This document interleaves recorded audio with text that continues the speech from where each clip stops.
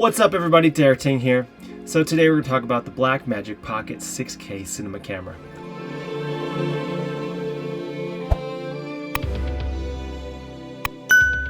Alright, so I've been testing the camera and it's very similar to the 4K cinema camera. It looks the same in terms of the number of ports, it's pretty much the same screen. Everything is mostly the same except for two main things which I think distinguish it from each other. So one is that it's the 6K resolution, and the other is the ability to mount EF lenses. It's an EF Canon mount system, so it's different in the fact that the 4K does, it's a micro four thirds mount, and then if you want to use EF lenses from Canon, then you need to add an adapter, or if you want to try other types of lenses, then you need an adapter. So that's going to factor into your consideration, especially because the price is different. This one's around $2,400-ish, and then the 4K is around $1,300. So there's a price difference. But if you have Canon lenses, then you're going to have to get the speed booster from Metabones, and that's going to cost you around $650. And then on top of the fact you're not getting the 6K resolution. So I think firstly what's exciting is a lot of people do have Canon lenses, or they're highly available. Also Sigma lenses are great. So having that direct mount makes it easier. Obviously the mount looks different and it's just kind of protruding, but that being said, that doesn't matter, because the ability to quickly add a Canon lens is really important. So here's the thing. If you already have the Canon system, or you have access to it, you have friends that have the Canon, which is very common, then it puts you in a position that it may be just to your benefit to get the 6K, especially if you're deciding between the two. If you are of the micro four thirds arena and you have micro four thirds lenses, then I would say then you're automatically looking at the 4K. Right. So the other thing that I think I'm super excited about is the 6K resolution, which I talked about. And so I did different tests on the Blackmagic, just in terms of being able to zoom in. So I took just a standard image and then zoomed in to see what kind of if I could zoom in easier, because normally in films sometimes you don't get the right crop, or you want a different angle, let's just say, or a different shot if you want to zoom in, and that 6K resolution can save you from not having that shot to turn to. So I think the 6K is very exciting, so I wanted to put it to the test.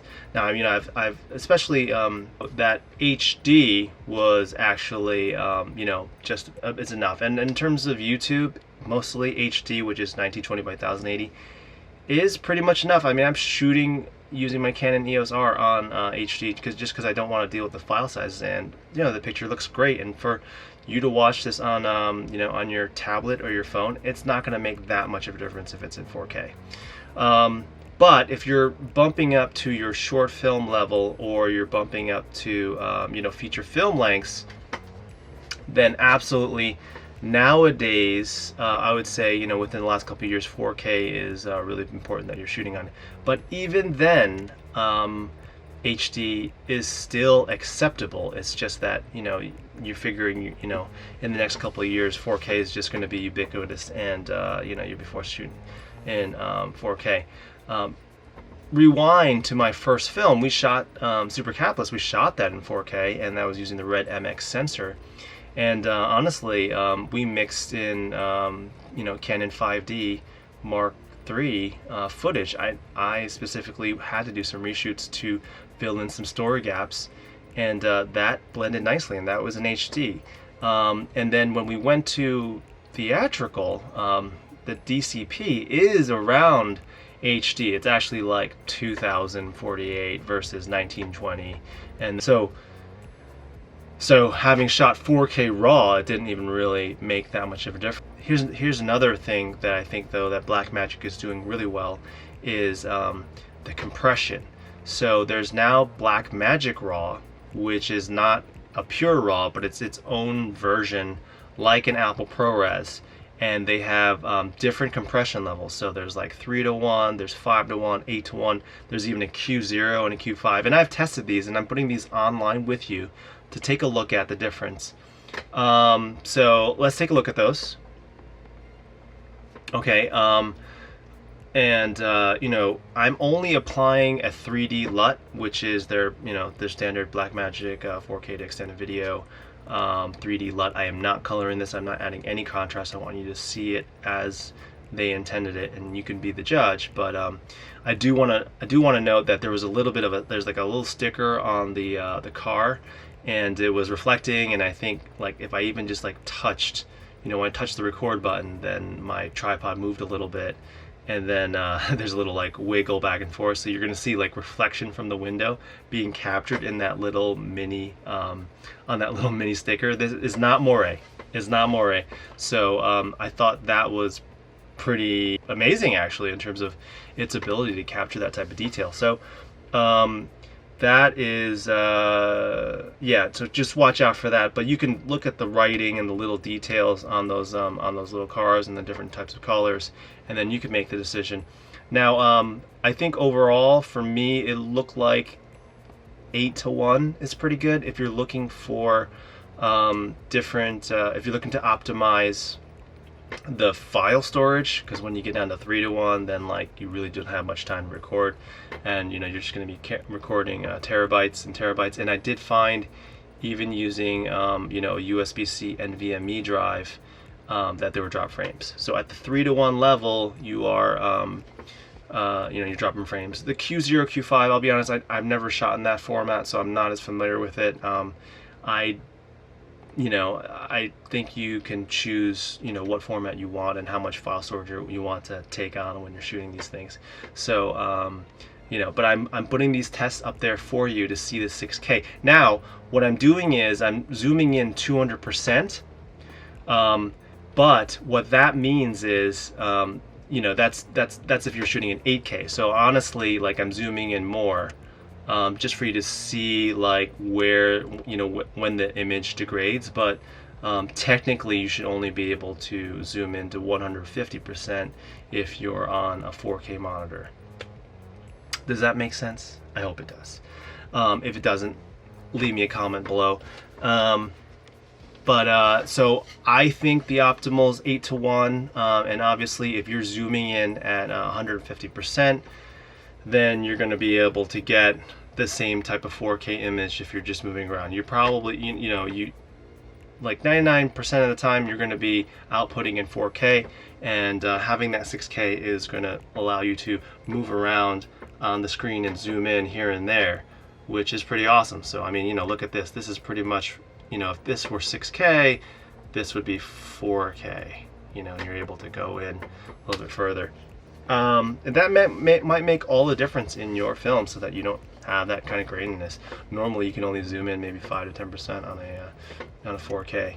So okay, and some weaknesses. The screen obviously is not tiltable. I think there's an upgrade like by a third party that you can tilt the screen, but as of now, like if you're buying it, you can't tilt the screen, and that is definitely something that would be nice to have. But having a 5-inch screen is fantastic. And then, you know, all the other pluses of what the 4K provides. The menu system is really simple.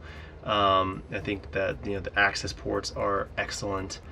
Overall, it's a great camera. It doesn't have again the continuous autofocus that other cameras have. So, you know, if you're, you know, if it had that, I think, wow, it'd just be like an extra bonus. But you know, I could see myself mounting this on a you know, a gimbal, and getting a, you know, having the focus wheel, and, you know, focusing it. But, you know, because as usual, I think if you're shooting you know, your short film, you're probably pulling focus anyway, because it's going to be that type of film. So let's talk about whether you should buy this or not. Or I think really actually the question is, which one are you going to buy? Are you going to buy the 4K or the 6K? So For me, if you have Canon EF lenses, it's a no-brainer. You're going to buy the 6K because you just don't want to have to deal with that micro four thirds mount, and then you're getting the extra resolution. In the end, it's going to be much more worth it to get the EF mount because it's made for that, and the camera it's got a it's capturing a nicer image, and so I think that's a simple no-brainer. Now the question is, obviously, if you're just starting from scratch, should you get the 4K or the 6K? It depends on what you want to do. I think if you want the flexibility of having micro four thirds lenses, then I think the 4K will be certainly enough. If you want to try different things, which I'm looking to do, I'll be doing a test with the 6K on some action footage in my upcoming movie Agent 2. I'm adding another action scene, and I'll be doing a test. If you are just starting out and you want that flexibility because you're not so great at framing it, but later on, if you wanted to frame it late, in post, you're framing it or improving your ability to frame, then I think I would get the 6K. So there's a lot of reasons to get the 6K, but if it really comes down to budget, you'll be fine with the Pocket 4K. You'll be in a really good position. Again, just remember, like, if you're going to use Canon lenses, though, like, the cost difference is going to be not so much. So it really comes down to that type of scenario for you. How does it compare to other cameras? Well, I think especially since color is very important, and if you're looking to color your footage in a certain way, being able to record in the RAW format is obviously highly desirable. If not, then you should shoot as close to what you want and then like color grade it later. Lighting is hugely important. It really does come down to lighting. I don't care if you're shooting RAW or ProRes or not. The lighting is going to make a huge difference in terms of your ability to color and change and adjust the footage and make it look nice. So there's a lot of good options out there, but I think for the price, this is a really good entryway into making films. I think that's why they call it the cinema camera, because it's one of the smallest compact cameras, and it's going to blend really well with the bigger cameras that you might use in the future.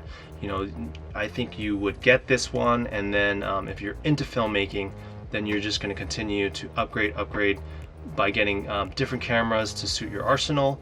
But this camera will, I think, last you and have its place, and it won't be as easy for you to say, okay, like I've used this camera, I've outgrown it, and just throw it in the rubbish bin, so I think that's the exciting thing about this camera, because you already have so much power and upgradability in the palm of your hands. I hope you enjoyed this review. I am going to further test it in the future, so I hope that you'll stick around and on my YouTube channel and check out what I'm going to do with it. So I'm going to do some tests, and then we're going to work with some stunt guys, and then I'm going to insert this scene into my film and see how well it blends with the other camera that I used, the Sony a7 III and R3, which is looking fantastic, and I want to see how this blends with all the visual effects. But overall, doing these tests, it looks great, and I'm looking forward to playing around. All right, so see you next time.